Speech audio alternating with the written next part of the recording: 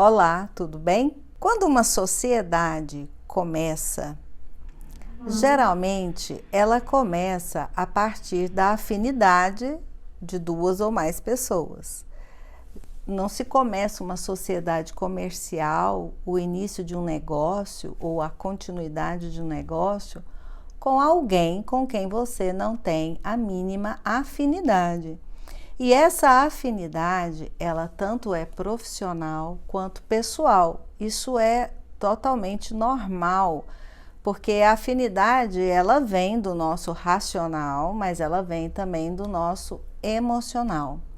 Só que quando essa afinidade, ela é maior do que o pensamento de qual é a competência que este sócio, que esta sócia vai trazer para o negócio, está feito um caminho para iniciar conflitos futuros.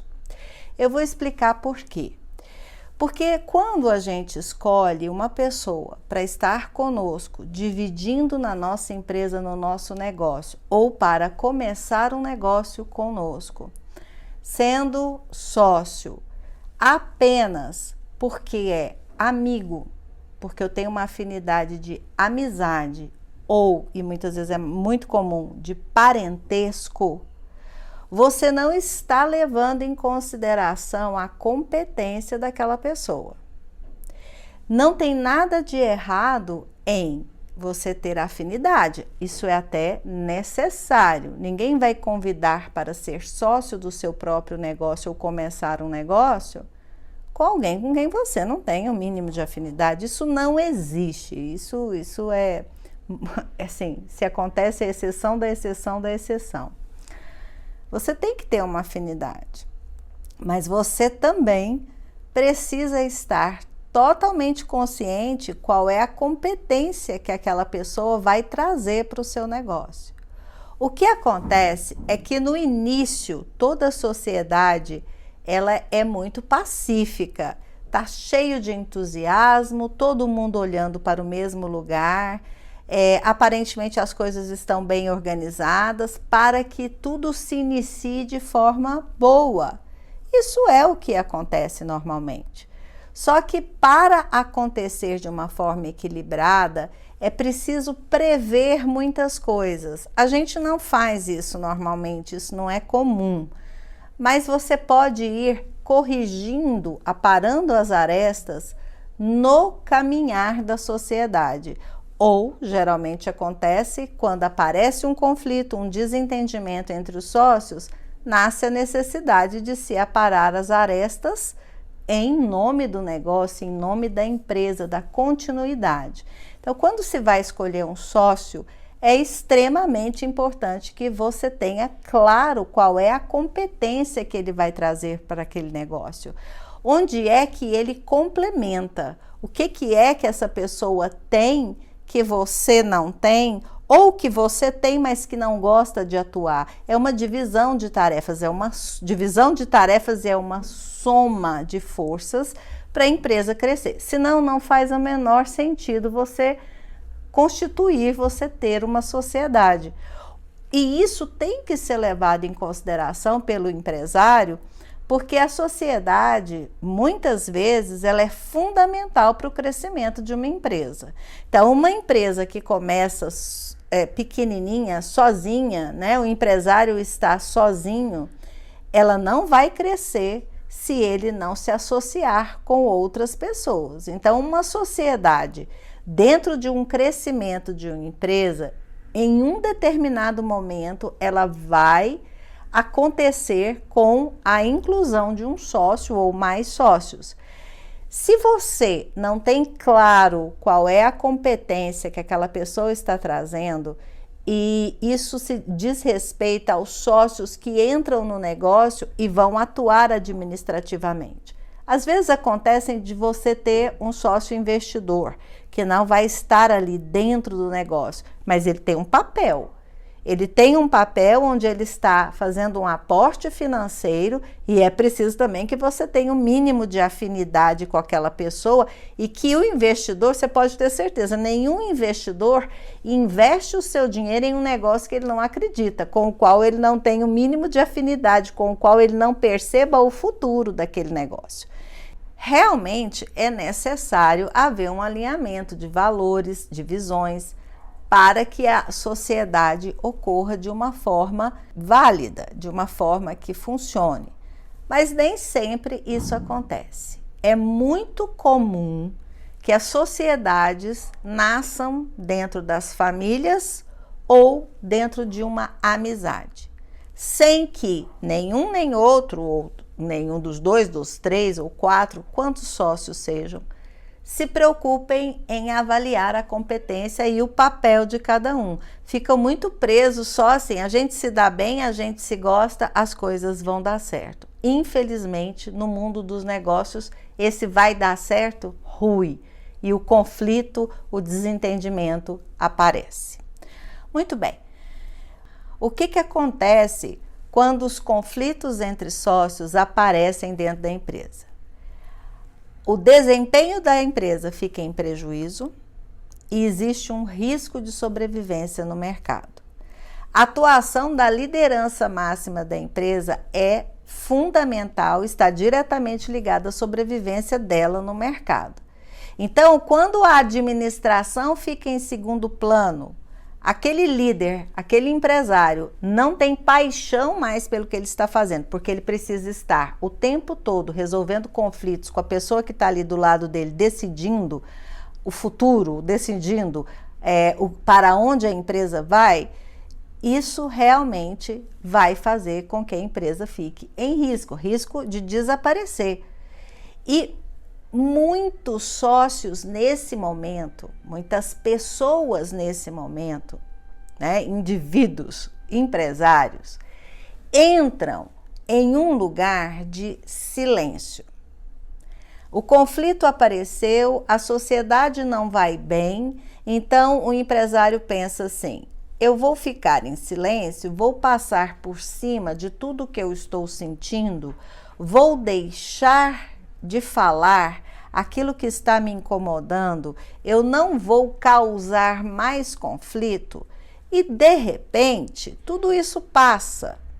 Eu vou aguardar, eu não vou me colocar, eu vou engolir os sapos e quem sabe as coisas melhoram.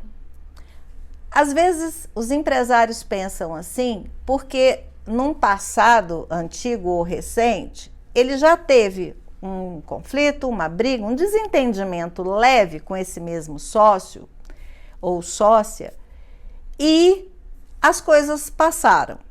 Ele ficou mais quieto, ele ficou mais contido na opinião dele, naquilo que ele pensa e o conflito passou, as coisas se assentaram. E ele fica com essa ideia de que essa atitude é a melhor a ser tomada, que se ele ignora, vai passar. Só que, na maioria das vezes, o que aquele conflito que está interferindo no desempenho da empresa, que está colocando em risco a sobrevivência no mercado, dessa briga entre os sócios, esse conflito, ele é antigo. Ele não é um novo conflito, ele é justamente, tá, aquele conflito antigo que não foi resolvido, que simplesmente ignorar que passa, não passou, ele fica ali latente ou às vezes adormecido e vai crescendo e de repente aquela bolha estoura. Então a comunicação é primordial em todas as empresas. Entre os sócios, ela é fundamental, caso contrário, não se tem uma sociedade. Porque sem a comunicação da onde se quer chegar, a sociedade não está funcionando. Esse conflito, ele está tomando conta do seu dia a dia. Então, o empresário, ele precisa olhar para isso e falar. Você precisa dizer o que você está sentindo. Você precisa comunicar ao outro que todo o processo que a empresa está vivendo, você não está de acordo. Você não consegue dar continuidade, você não está tendo forças, você não está tendo paixão pelo negócio, porque o tempo todo você precisa passar convencendo a ele ou a ela do que você quer, ou do que você vê, ou do que você pensa, ou do que você quer planejar. Então, a comunicação é fundamental. Colocar-se em silêncio, esperar as coisas passarem, porque o outro vai ver que você é uma pessoa paciente, ou o outro vai perceber que você está sendo generoso ou generosa, não vai funcionar. Isso não funciona, é preciso comunicação. Informação dentro da empresa precisa fluir, isso é comunicação, fluidez de informações. Se isso não está acontecendo na liderança máxima da empresa, na sociedade da empresa, você pode ter certeza que isso reflete em todo o sistema organizacional. As pessoas começam a perder o fio da meada, porque a empresa está acéfala, vamos dizer assim, está sem uma cabeça pensante com equilíbrio para gerir todo o caminho necessário para a equipe e também para os fornecedores e também para os clientes. Então, fica tudo muito mais complicado quando uma sociedade está em conflito. Para vocês terem uma ideia, a Startup Farm fez uma pesquisa dizendo onde ela chegou, fez uma pesquisa com várias empresas e chegou-se na conclusão que a diferença de pensamento relativa a desejos, expectativas e visão numa sociedade, quando o conflito entre sócios está muito baseado nessas diferenças, isso é um assassino de negócios promissores. Isso mata qualquer chance de um negócio crescer. Então, o conflito entre sócios é uma razão de fechar portas de empresa. Nós sabemos já, todos nós empresários sabemos que no Brasil é muito difícil sobreviver aos 2 primeiros anos. Um percentual imenso de empresas fecham com 2 anos de existência. Só que o que pouco se fala, é o seguinte: das empresas que sobrevivem esses 2 anos, 75% delas, em até 5 anos, fecham as portas por causa de conflitos entre sócios. Isso é uma estatística de mercado apurada por pesquisa.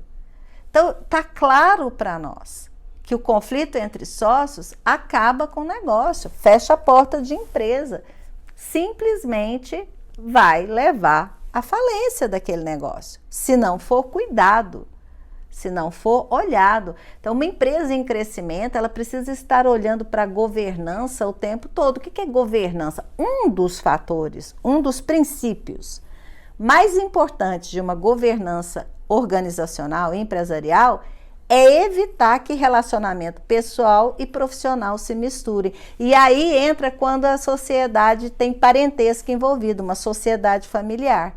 É muito complicado você separar, se você tem uma consanguinidade com seu sócio, se ele é seu parente, se ele é seu familiar, de você separar o pessoal do profissional. Mas é preciso estabelecer essa governança que funciona, essa gestão que funciona, para que você tenha a mínima chance de crescer o seu negócio. E para isso, você está vivendo conflito com o seu sócio, você precisa olhar para esse conflito. É preciso comunicar, é preciso conversar. Tem que começar de algum lugar. Muitas vezes, atitudes como revisitar ou reescrever o contrato social se fazem necessários. Porque quando a gente está começando e a gente é pequeno, ou quando o negócio ainda está no movimento de crescimento, a gente fez lá um contrato social, onde geralmente 50%, 50%, quando uma sociedade é feita de 2 ou de 3, ou seja, distribuído igualitariamente, mas é um contrato social padrão, que todo mundo usa, que está aí para ser conhecido, você encontra na internet modelo. Já é válido, porque existem empresas que nem isso elas fazem para começar o negócio, que é oficializar a sociedade, estabelecer um contrato social. Isso acontece muito entre marido e mulher e eu não recomendo. É preciso estabelecer um contrato social. Quando aparece o conflito, é porque aquele contrato social, ele é padrão, ele não estabelece claramente qual é a função, qual é a responsabilidade daquele sócio, quem vai ficar responsável por quê, como que é a distribuição de lucro, como que são distribuídos os prolabores, tudo isso, no início, fica encoberto. Vamos começar, vamos fazer acontecer, depois a gente vê isso. E o depois acontece o conflito. E a última coisa que uma sociedade quer para a empresa é um litígio entre sócios. É caríssimo, como todo litígio, é dificílimo, é sofrido. Então, demitir um sócio, convidar um sócio a se retirar da empresa, porque o conflito chegou num ponto que é impossível de ser solucionado ou de se sustentar, é caro para a empresa em todos os fatores, no fator emocional, no fator pessoal, no fator profissional e no fator econômico, fator financeiro. Custa muito caro, então é preciso evitar. Então, reescrever o contrato social pode ser uma solução, ou então criar um acordo de sócios, isso é muito comum, um acordo de sócios formalizado, onde você vai escrever tudo. Qual é a função? Qual é a responsabilidade? Como que contratação de fornecedores podem ser feitos se são da família, por exemplo? Como que é a divisão de lucros? No futuro, como é uma previsão de sucessão? O que é que determina uma saída de uma sociedade? Ou seja, o que é que o sócio faz que pode levá-lo a ser demitido da empresa? Qual é a atitude inadmissível de um sócio para que ele se retire do negócio? Tudo isso pode ser colocado no papel através de um acordo de sócios. Para quê? Para evitar conflitos futuros e resolver, solucionar o conflito que está se vivendo agora. Mas isso tudo exige comunicação entre os sócios. Tudo isso exige uma disponibilidade de colocar luz em cima daquilo e não de se esconder e não de ignorar que vai passar, porque não vai complicar. Então você precisa pensar nisso. Qual é a atitude correta nesse momento para que eu possa colocar as cartas na mesa? As empresas que buscam essa solução, elas buscam assessoria técnica. É a hora de você buscar alguém que venha para te ajudar com imparcialidade. Porque se você não consegue comunicar-se com o seu sócio, a sua sócia não consegue também falar com você, qualquer tipo de conversa, ela tem um ressentimento, porque os sócios não ficam sem conversar, quando chega nesse ponto aí já está muito pior do que se imagina, né? Mas você continua o dia a dia, a empresa precisa continuar, então você conversa, você fala, mas tem sempre aquele mal-estar, aquela sensação de ressentimento. Então a comunicação está muito ruim, está cheia de ruído, ela precisa fluir com clareza. É necessário, neste momento, você buscar uma assessoria técnica, é o melhor que todas as empresas fazem, porque o conflito não vai se resolver por si só. E entra dentro dessa situação o emocional das pessoas, dos seres humanos envolvidos.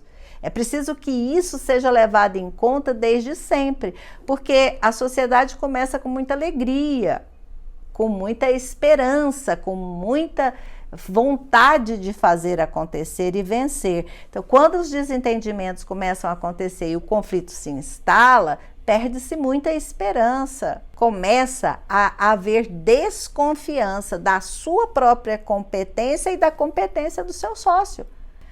É preciso buscar uma assessoria fora da empresa, imparcial, no momento em que o conflito já consumiu toda a comunicação entre os sócios.